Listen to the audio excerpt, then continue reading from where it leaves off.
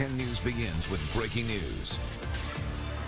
10 News this morning begins with this breaking news. San Diego Sheriff's deputy shot in the gas lamp. He was not on duty at the time. Now, a bystander also shot.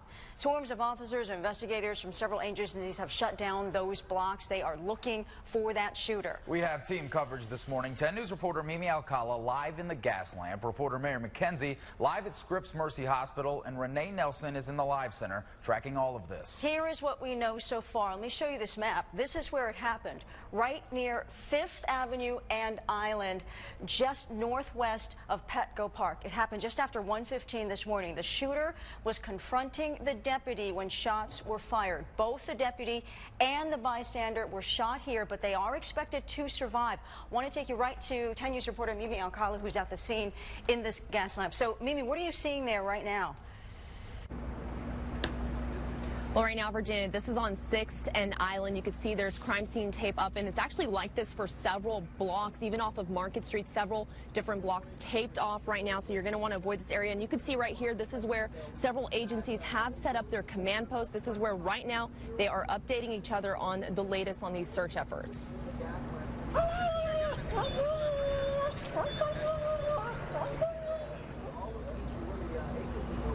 So several search teams are here with dogs as well, trying to track down the person who is responsible for this. Our 10 News breaking news tracker was here also while police, deputies, and CHP officers all teamed up to start the search. Police say a group of off-duty deputies were walking on Island Avenue right here where we are when they were confronted by that shooter. That's when the deputy and one other person were shot. And it was a really busy night here at the gas lamp, so police have been interviewing several witnesses their morning. A lot of them are still being interviewed right now as we speak. We spoke with an Uber driver as well who doesn't want to be identified, but says he was here around 1 a.m. and heard an argument, then saw everything after. The victim was trying to avoid the conflict, so he continued to walk, and he said, and the shooter was like, "Are you gonna effing look at me like this?" And the victim turned around and he was like, "Really?" And that's when the shooter brought out a gun, put it right at his chest, and then as soon as he did that, the victim reached out and grabbed his hand and tried to move it to the side. And that's when about 3 to 5 gunshots were fired. He said after that, the shooter took off running, and witnesses described the shooter as a black man with dreads. And just before we went live, an officer just came up to us and said that they will be giving us an update in just a few minutes. So as soon as we have that, I'll bring it to you. For now, we're live in the gas lamp. Mimi Alcala, 10 News. Still very active there in the gas lamp. All right, thanks. Continuing with our team coverage now, let's get to 10 News reporter Mary McKenzie. She is live at Scripps Mercy Hospital in Hillcrest, where the deputy may have been taken. And Mary, what have you learned about how they're doing this morning?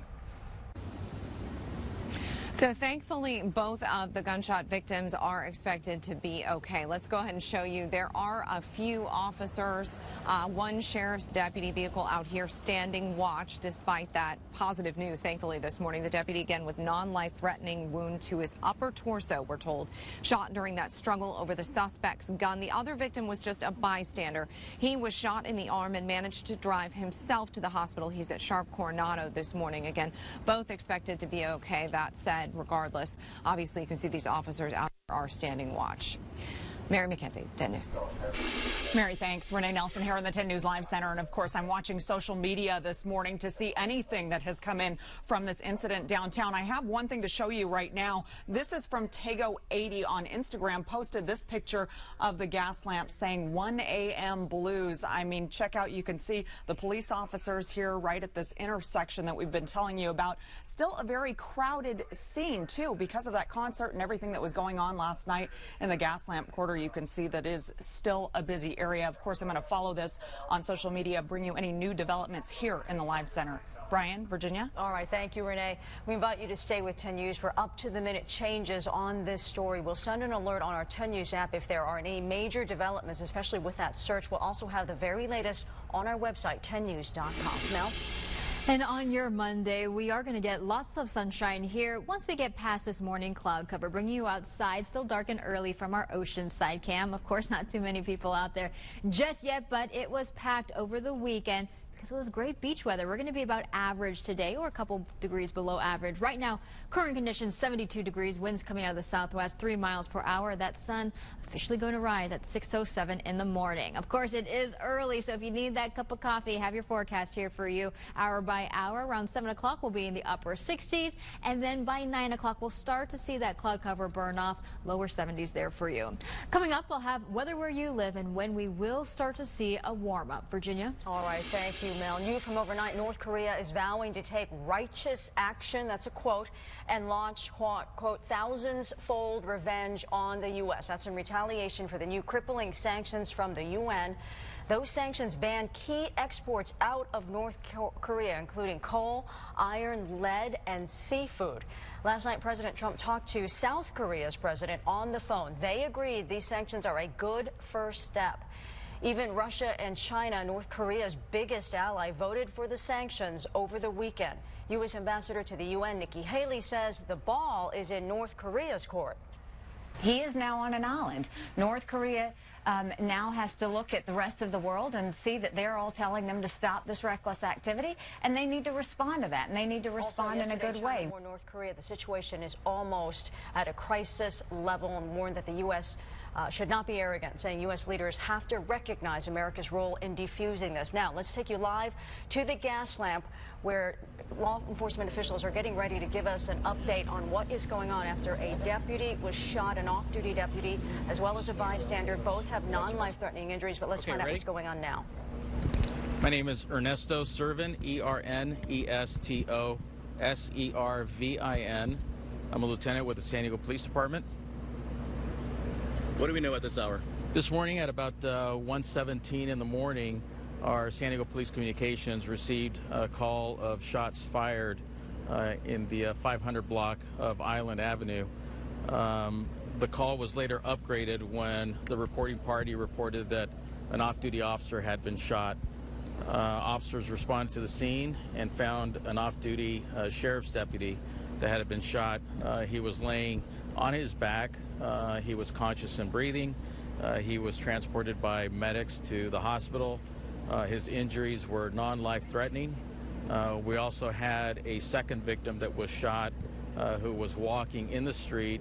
We're not sure if he was an intended victim or if he was a bystander that was shot by the rounds that were fired. The suspect has been described as a black male, 5'10", 6 feet, about 175 pounds. He fled running southbound on 5th Avenue and then eastbound on K Street. We do have officers on scene doing a search for the suspect. We're also locating any evidence, and we're interviewing witnesses. We do have quite a few of our officers, along with the Sheriff's Department, that's assisting with this investigation. We heard there were 2 suspects. Is that not the case right now? We haven't confirmed that there were 2. We do know there's at least 1 suspect, but we are following up on leads. Do we know where this deputy was shot? We know that there was a confrontation between the 2 individuals, the off-duty officer and the suspect. What was said, we don't exactly know because we haven't had an opportunity to interview the sheriff's deputy. But we are in the process of interviewing him as well as several witnesses that were in the area. And there was a group of off-duty deputies all together at the time? No, we only know of the off-duty deputy, 1, and possibly an Escondido police officer who's also off-duty. And those are the only 2 law enforcement personnel that we know that were here. Was this in regards to the Metallica concerts at the time, or? There's no indication that it was as a result or if it was related to the Metallica concert. Do you know where they were coming from? Yeah. We don't know where they were coming from. We just know they were walking on the street on the north curb line of 500 Island. So he was walking with how many people? With a group of other people. All off-duty officers? No. The only indication we have is that there were 2. Can you tell us how many gunshot wounds the deputy suffered? He has 3 that we know of. Initially, we thought it was 1, but there were 3 that are non-life-threatening to his shoulder. Do we know if the suspect was hit? Don't know. Did he try to grab the officer's gun? Or? We don't know. We haven't interviewed the sheriff's deputy yet. we're in the process of doing that. What about this victim? Do we know his condition, her condition at the hospital right now? Also non-life-threatening injuries, and it's being followed up on. Is it a female or male, the second victim? A male victim. And do we know of anybody in that group that seems to have had the altercation with the suspect, if any of them were armed? No, we don't know. Do you have any leads at this point, or is everything still very fresh? Everything's still very fresh for us. So we're reviewing surveillance video. We're also talking to our witnesses right now. And talk about this investigation right now moving forward. We have a lot of officials out here, a lot of road closures in this area that's expected to last some time. It is. Don't know how long it's going to be closed, but we do have our lab that's out here processing the scene. And we have a few officers that are also checking the area for any additional witnesses or evidence. Any other information you want to put out there? That's all we have. Thank you. We see San Diego PD as well as sheriff's deputies.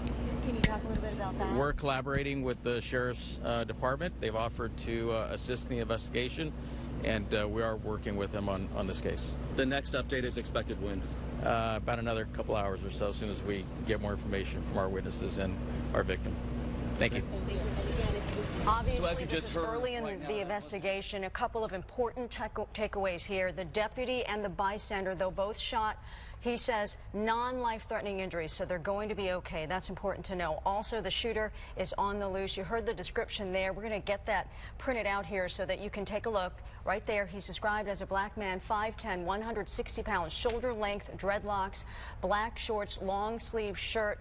Took off from the scene. They seem to know what direction he was going. We will keep you posted on this search, so stay with us for that.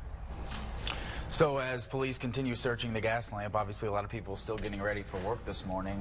Yeah, and the good thing is for your Monday, it's going to be pretty nice. Lots of sunshine in store, kind of the same weather pattern we saw over the past couple days. That humidity has gone away, at least for now. I know many people were tired of it. Taking a live look here at our many sky cams, 4:41 in the morning, we're starting to see the city lights there in the downtown area, so we're not dealing with visibility issues in downtown. However, take a look at Ramona down to 1 mile, so just keep that in mind if you are getting ready to head on out early this morning for work. Your weather headlines for your Monday, again, that early morning patchy fog. We are going to be near our seasonal high temperature, so about average, but we are going to start to see some warming later on this week. Now, if you're heading out for a morning jog, it'll be pretty mild along the coast and then sunny inland. Kalina?